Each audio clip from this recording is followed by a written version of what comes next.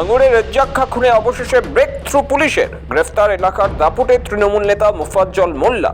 রেজ্জাকের পাশের বুথের সভাপতি তথা ভাঙড় বিধানসভা তৃণমূল কমিটির সদস্য এই মোফাজ্জল। এলাকায় এই মোফাজ্জলের মারাত্মক প্রভাব ছিল। ভাঙড় বিধানসভা তৃণমূলের যে বিধানসভা কমিটি ছিল তারও সদস্য এই মোফাজ্জল। কিন্তু বর্তমানে রেজ্জাকের দাপট বাড়তেই হিংসা করতে শুরু করে মোফাজ্জল। ধৃতকে জেরা করে কাশীপুর থানার পুলিশ এমনটাই জানতে পেরেছেন বলে খবর। মোফাজ্জলের কাজ চলত মূলত চালতাবেরিয়া এলাকায়, তবে ধৃতকে জেরা করে আরো তথ্য পেতে চাইছে তদন্তকারীরা। কি নিয়ে গন্ডগোল ছিল? মিডিয়া ভাইদের এখন কিছু বলবো না, যা বলবো আমি বড়বাবুর সঙ্গে বলবো। গন্ডগোল কি নিয়ে ছিল? শান্তি ছিল রাজ্যের সঙ্গে? এখন আমি মুখ খুলবো না। কেন মুখ খুলবে? গত বৃহস্পতিবার সন্ধ্যায় ভাঙড়ের চালতাবেরিয়া অঞ্চলে বাড়ি ফেরার পথে দুষ্কৃতীদের গুলিতে প্রাণ হারান রেজ্জাক খা। প্রথমে পরপর 3টি গুলি করা হয়, পরে মৃত্যু নিশ্চিত করতে ধারালো অস্ত্র দিয়ে কোপানো হয়। ঘটনার খবর পেয়ে আসে কাশীপুর থানার পুলিশ। ঘটনাস্থলে যান কলকাতা পুলিশের সিপি মনোজ বর্মা। তিনি সবকিছু খতিয়ে দেখেন। তারপর সেই ঘটনায় দুজনকে পাকড়াও করে জিজ্ঞাসাবাদ শুরু করে পুলিশ। উত্তর কাশীপুর থানার পাশাপাশি কলকাতা পুলিশের গোয়েন্দা দফতরের গুন্ডা দমন শাখা এবং স্পেশাল ব্রাঞ্চের দুই অফিসাররা এই ঘটনার তদন্ত করছেন। জানা গেছে দীর্ঘদিন থেকে বিবাদ চলছিল রেজ্জাকের সঙ্গে, তবে মোফাজ্জল নিজে গুলি চালায়নি, লোক ভাড়া করে খুন করে বলে পুলিশ প্রাথমিকভাবে জানতে পেরেছে। অভিযুক্ত পুলিশকে জানিয়েছেন রাজনৈতিকভাবে এলাকা দখল করার জন্য এই কাজ করেছে। রাজনৈতিকভাবে রেজ্জাক খায়ের উত্থান মেনে নিতে পারেননি বলে এই ঘটনা ঘটিয়েছেন। এদিকে রেজ্জাক খা খুনের ঘটনায় উত্তপ্ত রাজ্য রাজনীতি। মৃত রেজ্জাক খা ক্যানিং পূর্বেও কেন্দ্রের তৃণমূল বিধায়ক শওকত মোল্লার ঘনিষ্ঠতা ছিল বলে জানা গিয়েছে। এলাকায় দীর্ঘদিন ধরেই সংগঠনের কাজ করছিলেন তিনি। খুনের ঘটনায় সরাসরি ভাঙড়ের আইএসএফ বিধায়ককে কাঠগড়ায় দাঁড় করিয়েছিলেন ক্যানিং পূর্বের বিধায়ক শওকত মোল্লা। রেজ্জাক খান আমাদের বিধানসভা কমিটির সদস্য, আমাদের স্ট্রং লিডার। আইএসএফ আশ্রিত সমাজ বিরোধীরা এটা সম্পূর্ণ নওশাদ সিদ্দিকীর মদতে আজকে তাকে নৃশংসভাবে গুলি করে এবং তাকে কুপিয়ে খুন করা হয়েছে। ও বিকাল থেকে আমাদের দুটো মিটিং অ্যাটেন্ড করেছে, মিটিং করে ও বাড়ি ফিরছিল। আসলে ভাঙড় বিধানসভা এলাকায় এদের অস্তিত্ব বিলীন হয়ে যাওয়ার ফলে এই আইএসএফ আশ্রিত সমাজ বিরোধীরা এই ধরনের ঘটনা ঘটছে। আমরা পুলিশকে, আমরা দিদিকে অনুরোধ করব যে অবিলম্বে এই আইএসএফ আশ্রিত সমাজ বিরোধী এদেরকে অবিলম্বে গ্রেপ্তার করা এবং তার দৃষ্টান্তমূলক শাস্তির ব্যবস্থা করা।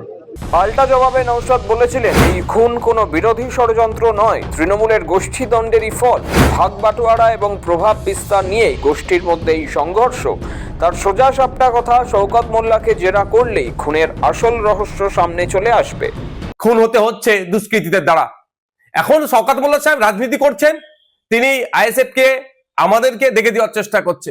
কিন্তু শওকত সাহেবের যদি আমরা প্রিভিয়াস রেকর্ড দেখি, সেই রাজ্জাক সর্দার থেকে শুরু করে মানিক পাইক থেকে শুরু করে বিভিন্ন সময় আমরা দেখেছি খুন করেছে তাদের দলের লোকেরা, তারাই যুক্ত থেকে অন্যদেরকে, তাদের দলের প্রথম সারির নেতাদেরকে সাইড করেছে। সেই জাহাঙ্গীর খান চৌধুরী থেকে শুরু করে এই ধরনের অনেক আছে।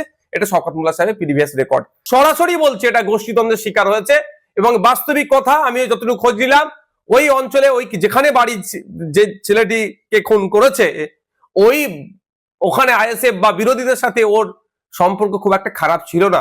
পাচ্ছি এই লোকটি যাকে খুন করেছে ওরা আপনার একদা সময় আরাবুল ঘনিষ্ঠ ছিল, প্রেসার দিয়ে চাপ দিয়ে এখন শওকত ঘনিষ্ঠ করেছে।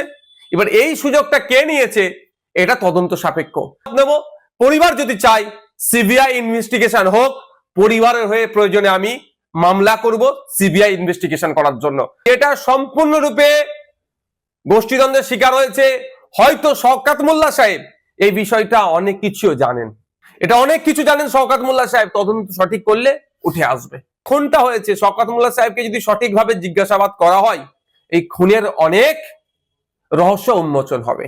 ভাঙড় ডিভিশন করার পরেও ভাঙড়ের মানুষকে এই ধরনের খুন হচ্ছে দুষ্কৃতীদের দ্বারা।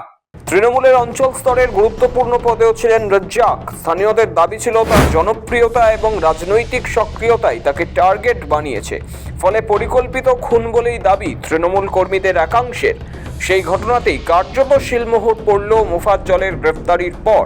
কিছুদিন আগে ভাঙড় বিজয়গঞ্জ বাজারের সভাপতি করা হয়েছিল রেজ্জাক খাকে, তাতেও রুষ্ট হয়েছিল এই মোফাজ্জল। কারণ সেও দীর্ঘদিন ধরে এই বাজার দেখাশোনা করত, কিন্তু তাকে সরিয়ে রেজ্জাকের দায়িত্ব দেওয়ায় তা মেনে নিতে পারেননি মোফাজ্জল। যদিও ধৃতকে জেরা করে আরও তথ্য পেতে চাইছে পুলিশ। উঠে আসছে আর্থিক ভাগবাটোয়ারার বিষয়টিও। আর্থিক লেনদেন নাকি এলাকা দখল খতিয়ে দেখা হচ্ছে।